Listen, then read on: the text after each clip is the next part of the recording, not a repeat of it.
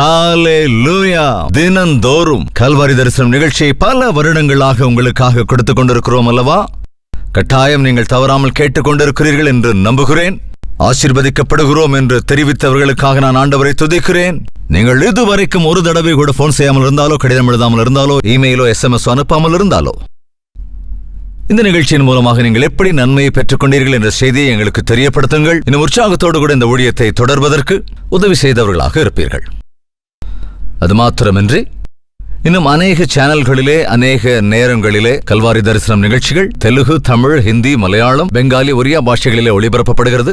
மேலும் விவரங்கள் தேவைப்படுவோர் கீழே காண்பிக்கப்படுகிற போன் நம்பருக்கு வாட்ஸ்அப் மெசேஜ் மூலமாக உங்கள் போன் நம்பரை பகிருங்கள். உங்களுக்கு தகவல்களை ஃபார்வர்ட் பண்ணுகிறோம். தொடர்ந்து ஜெபியுங்கள். அநேகருக்கு தேவ செய்தி எட்டும்படியாக இந்த ஊழியத்தில் நீங்களும் கூட பங்கெடுத்துக் கொள்ள வேண்டுகிறேன். ஹல்லேலூயா. பிரியமான தேவனுடைய பிள்ளைகளே, உங்களுக்கு ஒரு நற்செய்தி. ஒவ்வொரு நாள் காலையும் தேவனுடைய புதிரான கிருபைகளை பெற்றுக்கொள்ளும்படியாக ஒரு சுருக்கமான வசன தியானத்தை அனுதின தியானம் என்னும் நிகழ்ச்சியாக நாங்கள் கொடுத்து கொண்டு வருகிறோம். டாக்டர் ஜெயபால் தமிழ் என்னும் யூடியூப் சேனல்ல ஒவ்வொரு நாளும் காலையில 7 மணிக்கு வருகிற இந்த நிகழ்ச்சியை, இது யூடியூப்ல இருக்கிறதுனால உங்களுக்கு நேரம் கிடைக்கும் போது தேவ பிள்ளைகள் நீங்க இந்த நிகழ்ச்சியை பார்த்து பயனடைய வேண்டும் என்று உங்களை கேட்டுக்கொள்கிறோம். நினைவில் வைத்துக் கொள்ளுங்க, ஒவ்வொரு நாள் காலை 7 மணிக்கும் அனுதின தியானம் டாக்டர் ஜெயபால் தமிழ் யூடியூப் சேனல்ல உங்களுக்காக பாருங்க, ஆசீர்வதிக்கப்படுங்க.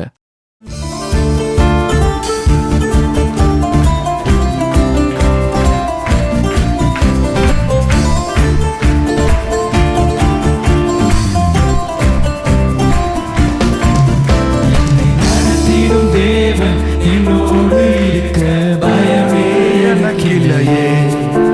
நான் நம்பிடும்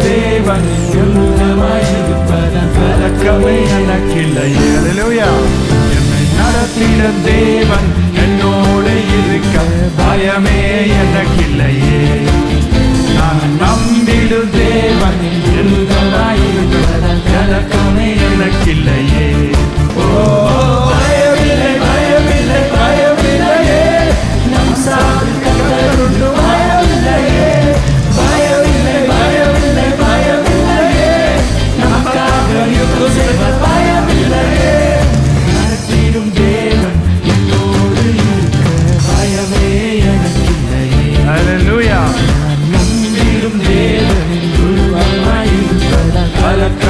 எனக்கில்லையே.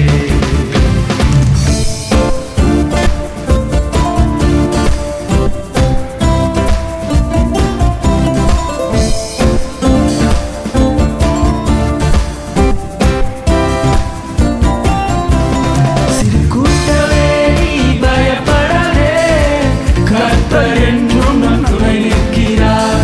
சிறு கூட்டமே நீ பயப்படாதே, கர்த்தர் என்றும் நம் துணை நிற்கிறார். எதிரிகள் வெள்ளம் போல் எதிராக வந்தாலும் ஆவியானவர் குடியேற்றுவார். எதிரிகள் வெள்ளம் போல் எதிராக வந்தாலும் ஆவியானவர் குடியேற்றுவார். பயமில்லை, பயமில்லை, பயமில்லையே. நாம் சாதி கத்தருண்டு பயமில்லையே. பயமில்லை, பயமில்லை, பயமில்லையே. நமக்காக யுத்தம் செய்த பயமில்லையே. எருசலேமிலே ஆட்டு வாசலின் அருகே பெதஸ்தா என்ற பெயரில் ஒரு குளம் இருந்தது. அந்த குளத்தின் அருகே ஒரு முறை இயேசு கிறிஸ்து வந்தார். ஆண்டவராகிய இயேசு அங்கே வந்தபோது என்ன நடந்தது? 38 வருஷம் வியாதி கொண்டிருந்த ஒரு மனுஷன் அங்கே இருந்தான். படுத்திருந்த அவனை இயேசு கண்டு, அவன் வெகு காலமாய் வியாதியஸ்தன் என்று அறிந்து அவனை நோக்கி, சொஸ்தமாக வேண்டும் என்று விரும்புகிறாயா என்று கேட்டார். அங்கே ஒரு மனிதன் எத்தனை காலம் அப்படியே படுத்திருந்தானாங்க? 38 வருட காலமாக அங்கே படுத்து கிடந்தானா. தேவன் பார்த்தார்.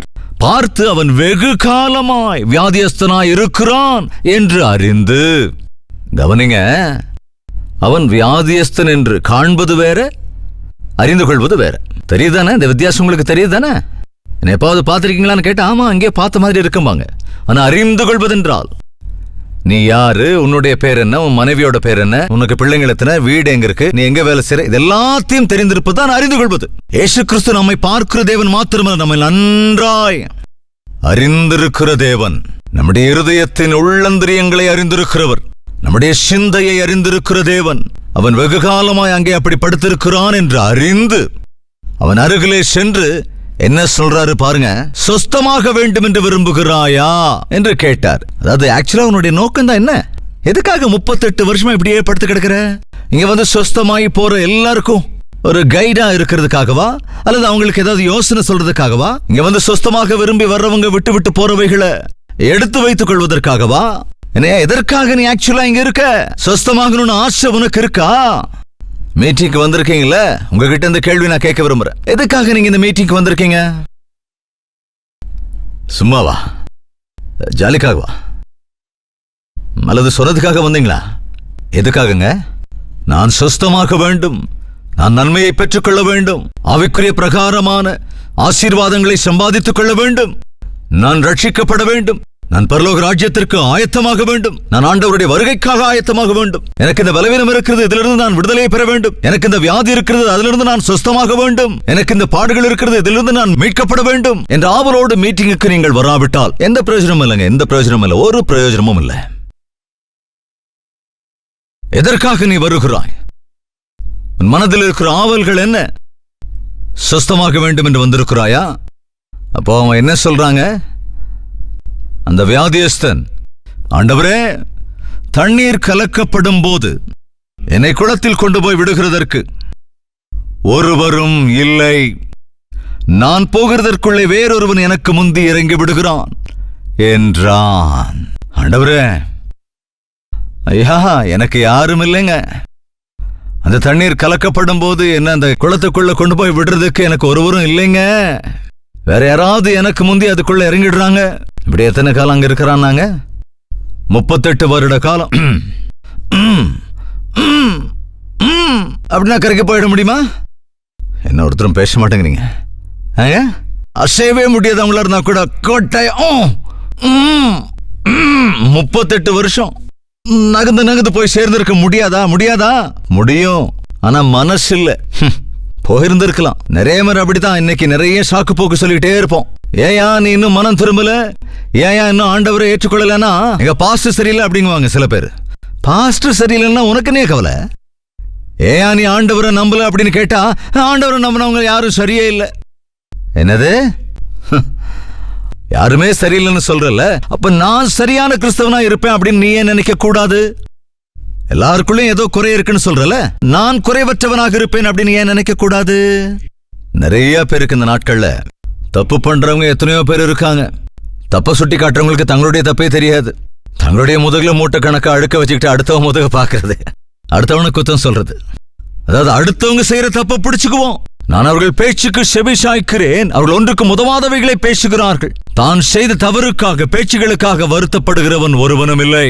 இன்றும் கூட உன்னுடைய தவறை உணர்கிற நிலையில் இருப்பாய் என்றால் நீ சொஸ்தமாக்கப்படுவாய். உனக்கு ரட்சிப்பு கிடைக்கும், விடுதலை கிடைக்கும், உன் பிரச்சனைகள் தீரும். ஆண்டவர் இந்த இடத்திலே உன்னை தேடி உன் அருகே வந்திருக்கிறார். உனக்காகத்தான் இந்த கூடுகை ஏற்பாடு செய்யப்படுகிறது. நீ சுகமாக வேண்டும் என்று வந்திருக்கிறாயா? நீ மனம் திரும்ப வேண்டும் என்று வந்திருக்கிறாயா? உன் தீய பழக்கங்களிலிருந்து விடுதலை பெற வேண்டும் என்று வந்திருக்கிறாயா? உன் வியாதியிலிருந்து விடுதலையை பெற வேண்டும் என்று வந்திருக்கிறாயா? கற்ப பலனை பெற்றுக்கொள்ள வேண்டும் என்று வந்திருக்கிறாயா? நீ உன்னுடைய ஒரு ஆசையோடு கூட தேவனிடத்துக்கு வந்திருக்கிறாயா? ஒரு எதிர்பார்ப்போடு வந்திருக்கிறாயா? தேவனிடத்திலே வருகிற போது உன் பாவங்களை மறைக்கிறதுல பிரயோஜனம் இல்லை.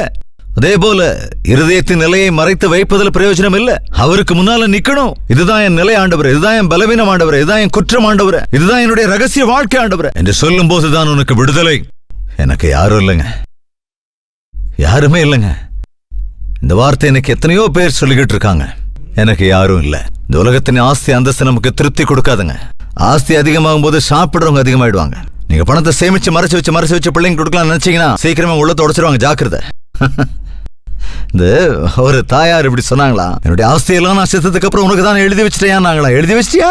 அப்படின்னா செத்துரு அப்படின்னு சொன்னா மகன். நீ எப்போ சாகிற வரைக்கும் நான் உட்கார்ந்து இருக்கணுமா? இப்பவே செத்து போயிடுனானா? எவ்வளவு துன்மார்க்குங்க இந்த நாட்கள்ல. எத்தனையோ செய்தி நம்ம கேள்விப்படுறோம் இல்லையா? தாயையே கொன்ற, அதாவது பணத்துக்காக தாயை கொள்கிற மூர்க்கர்கள். எப்பவுமே மனுஷங்களை நம்ப கூடாதுங்க. பிள்ளைகள் நினைக்காதீங்க. அவங்க தான் கொல்லி வச்சிருவாங்க. இந்த நாட்டில் கொல்லி வைக்கிறதுக்கு பிள்ளைங்க வேணும்னு சொல்லுவோம். சாகிறதுக்கு அப்புறம் அன்னைக்கு சாகிறதுக்கு முன்னாலே வச்சிடறாங்க பிள்ளைங்க. ஆண்டவரை நம்புங்க. என்னுடைய மனைவி என்ன புரிஞ்சுக்கிறது இல்லை, என்னுடைய கணவர் என்ன புரிஞ்சுக்கல, பிள்ளைங்க எங்களை புரிஞ்சுக்கல, எனக்குன்னு யாரும் இல்ல. எத்தனையோ பேர் இருந்தாலும் நான் இன்னைக்கு தனிமையை அனுபவிக்கிறேன். 4 பேர் மத்தியில நான் இருந்தாலும் என் உள்ளத்தில் நான் தனிமையை உணர்கிறேன். எத்தனையோ பேர் பதட்டத்தோடு இருக்காங்க. இன்னைக்கு எல்லா வியாதியை காட்டிலும் பெரிய வியாதி என்ன தெரியுமாங்க? 100க்கு 90 பேருக்கு இருக்கிற வியாதி என்ன தெரியுமா? 4 பேர்ல 3 பேருக்கு இருக்கிற வியாதி என்னன்னா டிப்ரெஷன். அப்படின்னா சோர்வு, ஒரு விதமான சோர்ந்து போகுதல், ஒரு விதமான இன்ஃபீரியாரிட்டி, சொல்லப்போனா ஒரு விதமான திகில், ஒரு விதமான பாடு. எத்தனையோ பெரிய நாட்கள்ல அதான் இந்த கம்ப்யூட்டர்ஸ் எல்லாம் வந்ததுக்கு அப்புறம் அவங்க நடக்கிறது இல்ல, அவங்க எக்ஸசைஸ் பண்றது இல்ல, அவங்க பெருசா வேலை செய்யறது இல்ல. எப்ப பார்த்தாலும் ஒரே இடத்துல உட்கார்ந்துகிட்டு அந்த மூளைக்கு வேலை கொடுப்பாங்களோ அப்படி அந்த மூளை பார்த்ததையே பார்த்துக்கிட்டு இருக்கும், செஞ்சதையே செஞ்சுக்கிட்டு இருக்கும். அந்த இடத்தை விட்டு எழுந்த உடனே அவனுக்கு எதுவும் புரியாது, பிறரோட பேச கூட கையால் ஆகாது. இந்த கம்ப்யூட்டர்லாம் வந்ததுக்கு அப்புறம், செல்போன்லாம் வந்ததுக்கு அப்புறம், வாட்ஸ்அப்ல ஹாய் ஹோய் ஹீ ஊ அப்படின்னு போடுறாங்க. அதுவும் வார்த்தையால சொல்றது இல்லைங்க, அது நம்ம எமோஜி. அதனால இப்ப என்ன ஆயிடுச்சு, மனுஷனுக்கு பேச்சு கூட ஒழுங்கா வரதில்லை. டேடி கிட்ட போய் ஹாய் அப்படிங்கிறது பிள்ளை கூட அப்பான்னு சொல்லக்கூடாதா, அம்மான்னு சொல்லக்கூடாதா, ஹாய் அதுவும் ஹாய் அப்படின்னு என்னங்க அர்த்தம்? என்னங்க இதெல்லாம்? பெரியவங்க சின்னவங்கன்னு இல்லாம இன்னைக்கு மனிதனுடைய குணமெல்லாம் மாறி போச்சு. அதனாலதான் பேச கூட தெரியுது இல்லைங்க இன்னைக்கு பிள்ளைங்களுக்கு. மரியாதையா பேசுறதுன்னா என்ன, தாய் தகப்பனை மதிக்கிறதுனா என்ன, பிள்ளைகளை அன்பு செலுத்துவது எப்படி, கணவன் மனைவி எப்படி பேசிக்கணும். ஏதோ பெரிய ஸ்டைல் எல்லாம் அவசியம் இல்லைங்க கணவன் மனைவி கிடையே பேசுறதுக்கு. 2 பேரும் ஒரே சரீரமா இருக்கும் போது பெரிய டைலாக் எல்லாம் வச்சு சினிமா எல்லாம் பேசுற மாதிரி பேச வேண்டிய அவசியம்? அன்பே பிரிய சகி நீ போனா என்ன அப்படின்னு தேவையாங்க? இதெல்லாம் அவசியமே இல்ல. அன்பா கூப்பிட்டு அப்படி வர அவரு அலதாமா அப்படின்னு கூப்பிட்டு என்னங்க அப்படின்னு சொல்லிட்டு அவங்க வந்துருவாங்க. அதை விட்டுட்டு இன்னைக்கு மனசுக்குள்ள உண்மையான புரிதல் இல்ல, அதே மாதிரி அன்பு இல்ல, ஐக்கியம் இல்ல. கணவன் மனைவிக்கிடையே ஒருத்தர் மேல ஒருத்தருக்கு சந்தேகம். அப்படிதானே சந்தேகம். சில பேர் சொல்லுவாங்க, ஐயா எங்க வீட்டுக்காரர் எப்ப பார்த்தாலும் போன்லயே பேசிக்கிட்டு இருக்காரு, யாருக்கிட்டயோ பேசிட்டே இருக்காருங்க. என்னையா யாருக்கிட்டயோ பேசிட்டு இருக்கியாமேன்னு கேட்டா, ஐயோ எங்க ஆபீசர் கொள்றாருங்கயா, நான் ஆபீசர் கிட்ட பேசிட்டு இருக்கேன்னு சொன்னா, அம்மா அவர் ஆபீசர் கிட்ட பேசிட்டு இருக்காராமா, ஐயோ இல்லங்க எப்ப பார்த்தாலும் பேசிக்கிட்டே இருக்காரு. அப்படி எப்பவும் சந்தேகப்படுவாங்க. அந்த சந்தேகம் தான் பெரிய பேய்ங்கிறத புரிஞ்சுக்கணும், ஜாக்கிரதை. கணவன் மனைவிக்கிடையே சந்தேகம் பெருகி போய் கணவனிடத்துல மனசு விட்டு பேசாம, மனைவி கிட்ட மனசு விட்டு பேச முடியாம, பிறரிடத்துல போய் மத்தவங்க கிட்ட எல்லாம் போய் எத்தனையோ பிள்ளைங்க நாட்கள்ல தாய் தந்தையோட இருக்காம, அவங்க கிட்ட பேச முடியாம, அவங்க கிட்ட இருதயத்தை பகிர்ந்துக்க முடியாம வெளியே ஃப்ரெண்ட்ஸ் கிட்ட போய் எல்லாத்தையும் பகிர்ந்துக்குவாங்க. நாட்களில மனிதர்கள் இருக்கிற பிரச்சனைக்கு பரிகாரம் சாவுன்னு நினைக்கிறாங்க. தற்கொலை செய்து கொள்ளுகிறவர்கள் நம்ம பாரத தேசத்துல இன்னைக்கு அதிகமாயிட்டே இருக்காங்க. பாருங்க, பெரிய பெரிய சினிமா ஆக்டர்ஸ் எல்லாம் நிறைய புகழ் இருக்கும், நிறைய பணம் இருக்கும், தூக்கு போட்டு செத்துக்கிறாங்க. ஃபேன்ல தூக்கு போட்டுக்கிட்டு, ஏதோ பட்டிக்காட்டுல இருக்கிறவங்க ஃபேன்ல தூக்கு போட்டு செத்தா பரவாயில்ல, எல்லாம் தெரிஞ்சவங்க கூட ஃபேன்லங்க கயிறு மாட்டிக்கிட்டோ அல்லது சாரிய போட்டோ தூக்கு போட்டுக்கிட்டு சாகிறதுக்கு என்னங்க அர்த்தம்? எவ்வளவு மோசமான சூழ்நிலை பாருங்க. நிம்மதி இல்ல, சமாதானம் இல்ல, தனிமை, மனம் திறந்து பேச யாரும் இல்ல. இந்த நேரத்துல தயவு செஞ்சு புரிஞ்சுக்கோங்க, உன் மனதை பகிர்ந்து கொள்ளக்கூடிய தேவன் இருக்கிறார். அவர் உன்னை புரிந்து கொள்ளக்கூடியவராக இருக்கிறார், உன்னை நேசிக்கிறவராக இருக்கிறார், உன்னை சிட்சிக்கிறவர் அல்ல அவர். நானும் உன்னை ஆக்கணைக்குள்ளாக தீர்க்கிறதில்லை, நீ போய் இனி பாவம் செய்யாதே என்று பாவம் செய்த ஸ்திரீனிடத்திலே சொன்ன ஆண்டவர். நீ எப்பேற்பட்ட பாவியாயிருந்தாலும், எப்பேற்பட்ட நிலைமையில் இருந்தாலும், எப்பேற்பட்ட சோர்வுக்கு நீ ஆளாகி இருந்தாலும், வேதனையோடு கூட இருந்தாலும், என் இயேசு என்னை புரிந்து கொள்ளுவார் என்ற நம்பிக்கையோடு நீ முழங்கால் படியிடுவாய் என்றால் ஆண்டவர் உன்னை விடுவிப்பார், அவர் உன்னை சுஸ்தமாக்குவார். எனக்கு யாரும் இல்லை, நான் இருக்கிறேன், நான் இருக்கிறேன். திக்கற்றவர்களுக்காக நான் இருக்கிறேன், தகப்பன் இல்லாதவருக்கு தகப்பனாயிருக்கிறேன். கணவனை இழந்து தவிக்கிறாயா, நான் இருக்கிறேன். நான் உன்னை சிருஷ்டித்தவர், உன் எஜமானன் என்று சொன்ன ஆண்டவர் நமக்கு எப்பொழுதும் பக்கத்திலேயே இருக்கிறார். நம்புங்க. மனிதர்கள் உங்களை கைவிடுகிற போது, சூழ்நிலைகள் தாறுமாறாகிற போது, சோர்ந்து போகிற போது தற்கொலை பண்ணிக்கலாம்னு மட்டும் நினைக்காதீங்க. இந்த பிரச்சனையை தாங்க முடியலன்னு செத்துட்டா நித்திய நரகத்துக்கு தானே போகணும். பிறரை கொல்வது பேர்பட்ட குற்றமோ, உன்னையே நீ மாய்த்துக் கொள்வதும் அவ்வளவு பெரிய குற்றம். சாத்தான் அதனால் தான் அநேகரை தூண்டிவிட்டு, அதாவது சாத்தானால யாரையும் கொல்ல முடியாது, சாத்தானுக்கு யாரையும் கொல்வதற்கான அதிகாரம் இல்லை. பாவத்துக்கு அடிமையாகி எரிச்சல் அடைந்து நம்மை நாமே மாய்த்துக் கொள்வதற்கு தான் சாத்தான் தூண்டுவான். நான் சாக மாட்டேன், நான் பிழைத்து தேவனுடைய காரியங்களை விவரிப்பேன் என்று சொன்னதை போல நம்முடைய சோதனைகளிலே, போராட்டங்களிலே எனக்கு யாரும் இல்லை என்றாலும் என் இயேசு எனக்காக இருக்கிறார் என்று உணர்ந்து கொண்டு, எப்பொழுதும் ஆண்டவராகிய இயேசு உனக்காக இருக்கிறார். உன் உள்ளத்தை அறிந்திருக்கிறவர், உன்னை உண்மையாய் நேசிக்கிறவர். எவ்வளவாய் நேசிக்கிறார் தெரியுமா? தம் உயிரையே கொடுக்கிற அளவுக்கு நீ நேசித்தார். தயவு செஞ்சு நம்புங்க, உனக்காக தம் உயிரையே தருகிற அளவுக்கு நேசித்தார். ஒரு தரம் நான் கோத்தகிரி அந்த ஹில்ஸ்ல நான் ஊழியத்திற்காக போயிருந்த போது ஒரு உயரமான மலை இருந்தது. அந்த உயர்ந்த மலையின் மீது கால்நடையாக நான் ஏறி போனேன். கீழே ஒரு ஆழமான பள்ளத்தாக்கு இருக்கு, மேல மலை இருக்கு, சின்ன வழித்தடனா இருக்கு, மழை கூட லேசா பெஞ்சுகிட்டு இருக்கு. அதுல ரொம்ப ஜாக்கிரதையா நடந்துகிட்டு எங்கேயாவது கால் இடறி இந்த பக்கம் விழுந்தா பள்ளத்தாக்குக்குள்ளதான் போய் விழணுங்கிற பயம். அந்த பள்ளத்தாக்குக்குள்ள விழுந்துட்டா நான் தயாரா இருக்க ஆண்டவரே, ஆனா அந்த பையன் ஏதோ ஊழியம் பண்ணணும்னு போனா அவனை அந்த தேவன் கொன்று விட்டார் என்று உம்மை தூஷிப்பார்களே ஆண்டவரே என்று நான் ஜெபம் செய்து கொண்டு ஒருவேளை இதுல விழுந்துட்டா என்ன செய்யறது அப்படின்னு நினைச்சுக்கிட்டு நான் என்ன சொன்ன தெரியுமா? சத்தமா, இயேசு என்னை நேசிக்கிறார்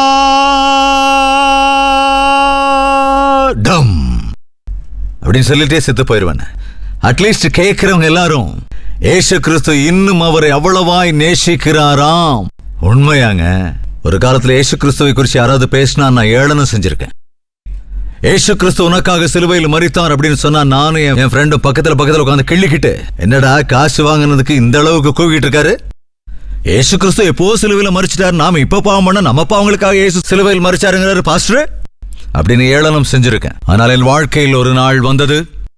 அன்று 1981 வருடம் பிப்ரவரி 15 ராத்திரி காக்கிநாடால ஒரு தேவாலயத்துல நான் ஜெபித்துக் கொண்டிருந்தேன். தேவன் இருந்தா என் வாழ்க்கையை மாத்தணும், இன்னைக்கு அவரா நானா இன்னைக்கு தெரிஞ்சுக்கணும். எங்க அப்பா என்ன இயேசு கிறிஸ்துவ நம்புன்னு சொல்றாரு. என்னோட ஃப்ரெண்ட்ஸோ பாவம் செய்யலாம் வான்னு கூப்பிடுறாங்க. உண்மையான தேவன் இருந்தால் இன்று என்னுடைய வாழ்க்கை மாற வேண்டும். எனக்கு பாவம் செய்யறது விருப்பம் இல்லை, ஆனா பாவத்தை என்னால விட முடியல, எனக்கு உதவி வேண்டும் என்று அன்று ராத்திரி நான் முழங்கால் படியிட்டு அங்கு ஜெபித்தேன். நடுராத்திரி தாண்டிருச்சுங்க. ஆல்மோஸ்ட் 2 மணியை தாண்டி இருக்கும்னு நினைக்கிறேன். கல்வாரி சிலுவிலே தொங்கிக் கொண்டிருந்த இயேசுவை நான் கண்ணார கண்டேன். ஒரு வார்த்தை மாத்திரம் என் செவியில் கேட்டது, உனக்காகத்தான் என் உயிரை தந்தேன் என்ற சத்தம் கேட்டது. கனவில்லைங்க, கட்டுக்கதையில சுயநினைவோடு இருக்கிறேன் நான். அந்த சத்தத்தை கேட்டு அந்த தரிசனத்தை பார்த்த உடனே நான் கீழே விழுந்து விட்டேன். காலை 8:30 மணி வரைக்கும் நான் மனஸ்தாபப்பட்டு அழுது கொண்டே இருந்தேன். பாவத்தை அறிக்கை செஞ்சுக்கிட்டே இருந்தேன். எல்லாம் சின்ன சின்ன பாவம் தான், சின்ன சின்ன பாவங்கள், பெரிய பாவங்கள் எனக்கு தெரியவே இல்லை. நான் ஒப்புக்கொண்ட பாவங்கள் எல்லாம் சிலுவையில போய் ஆணிகளாக குத்தி கொண்டே இருக்குது. 8:30 மணிக்கு நான் கண்ணை திறந்து பார்த்தப்ப என்னோட சரீரம் ரொம்ப லேசா இருந்தது. இன்னும் சொல்ல போனா பார்க்க உலகம் மொத்தம் ஏதோ பெயிண்ட் அடிச்ச மாதிரி இருந்தது. ஆகாயத்துக்கு கலர் பூசின மாதிரி அவ்வளவு நேர்த்தியா, சாலையெல்லாம் ரொம்ப நீட்டா, ஏதோ ஒரு புதிய புதிய காட்சி தான் என் கண்ணுக்கு தெரிஞ்சது.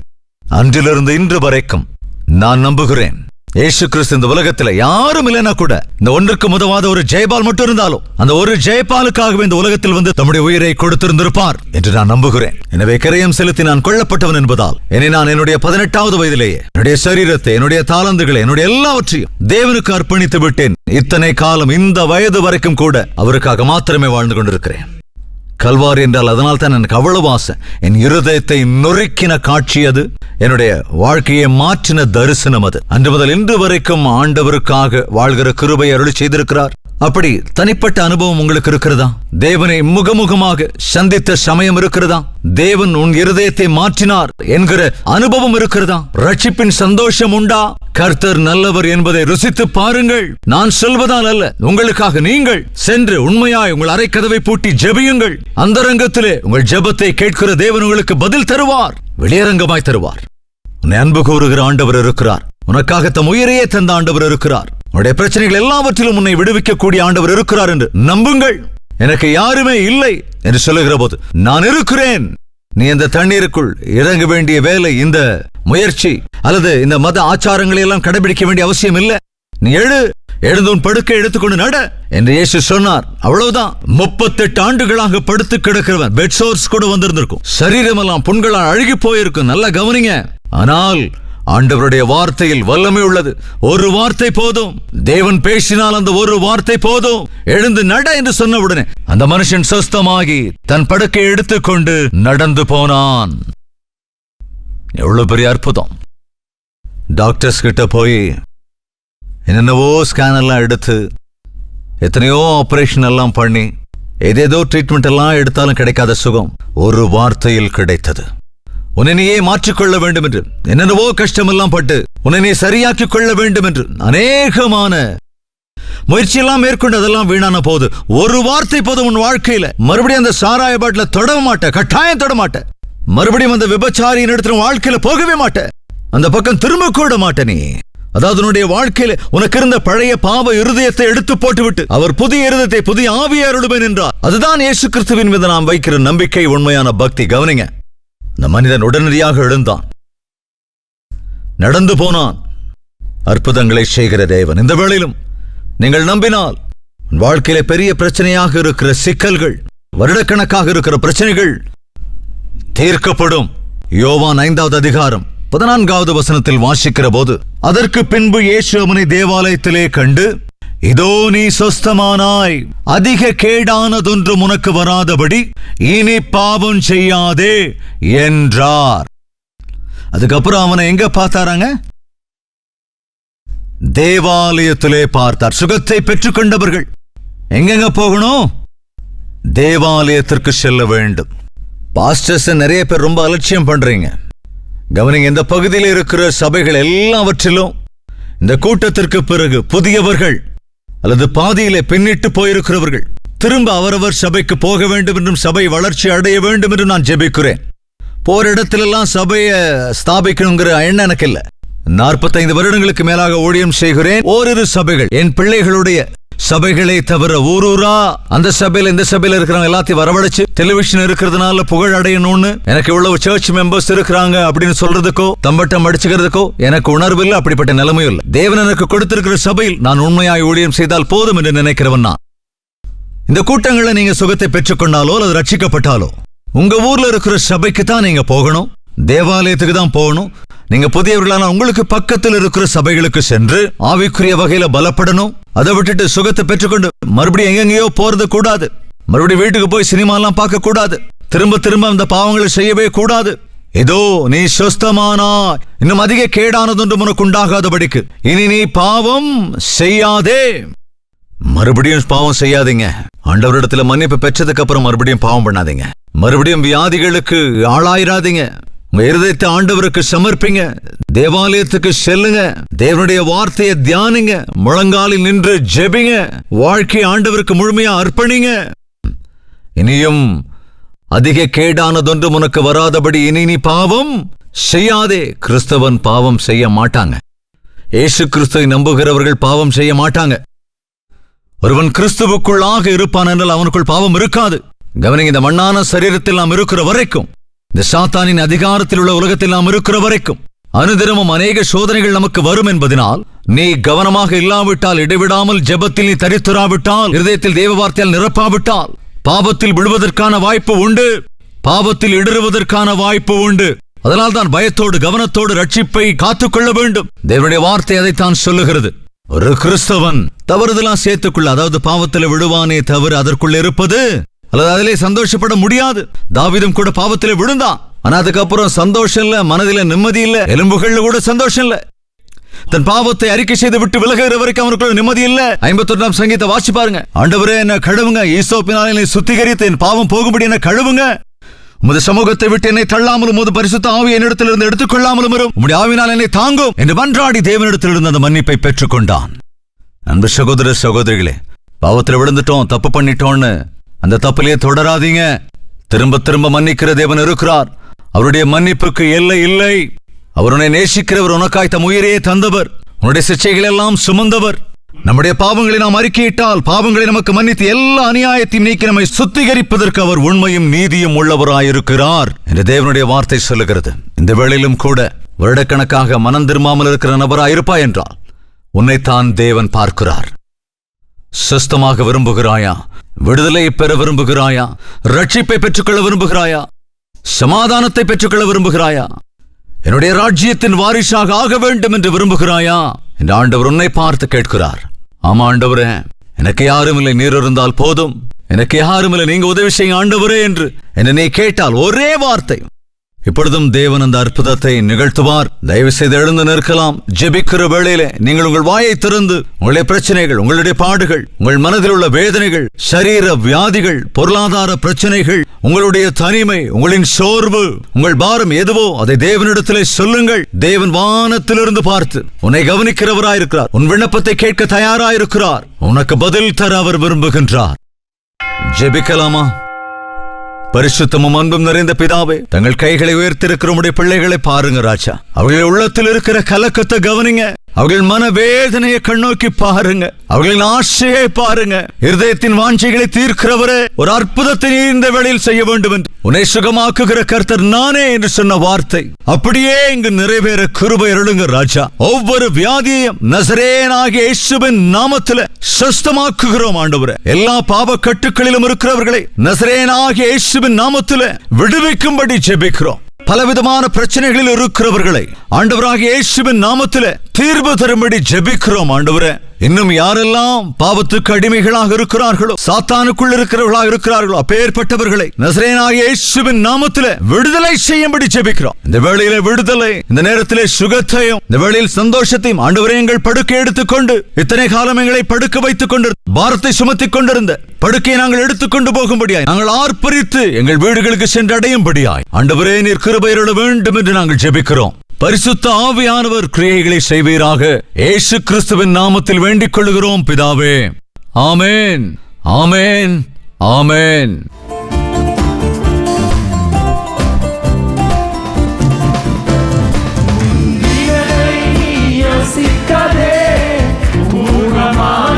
சிந்திக்காதே, முந்தினதை நீ யோசிக்காதே, பூர்வமானதை சிந்திக்காதே, மேலானதை நீ சுழற்க வேறொன்று செய்வார் பயமில்லை.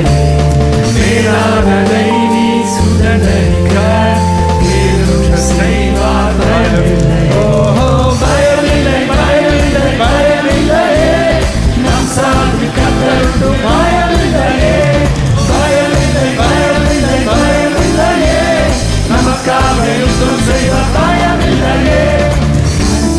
தேவன் என்னோடு இருக்க பயமே எனக்கில்லையே, நான் நம்பிடும் தேவன் என்னோடு இருக்க கலக்கமே எனக்கில்லையே.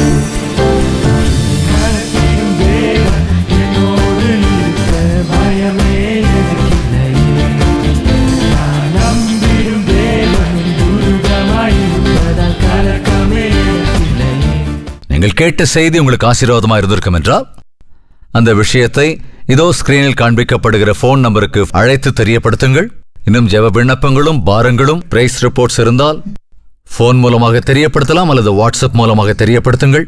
உங்களுக்காக நாங்கள் ஜெபிக்க தயாராக இருக்கிறோம். தேவன் தம்முடைய அற்புதங்களை நிகழ்த்துவார். ஹalleluya. பிரியமான தேவனுடைய பிள்ளைகளே, உங்களுக்கு ஒரு நற்செய்தி.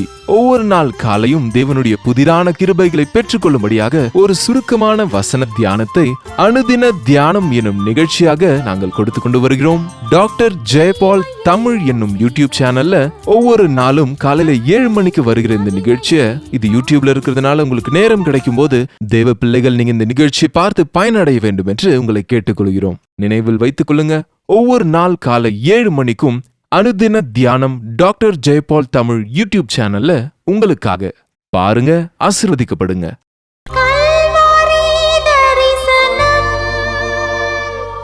பாரத்தோடு செய்யப்படும் இந்த ஊழியத்தில் நீங்களும் பங்கெடுக்க விரும்பினால், ஆண்டவர் உங்கள் இருதயத்தில் ஏவினால், நீங்கள் உங்கள் காணிக்கைகளை அனுப்புவதற்கும் எதுவாக QR கோட் மற்றும் பேங்க் அக்கவுண்ட் டீட்டெயில்ஸ் உங்களுக்கு காண்பிக்கப்படுகிறது.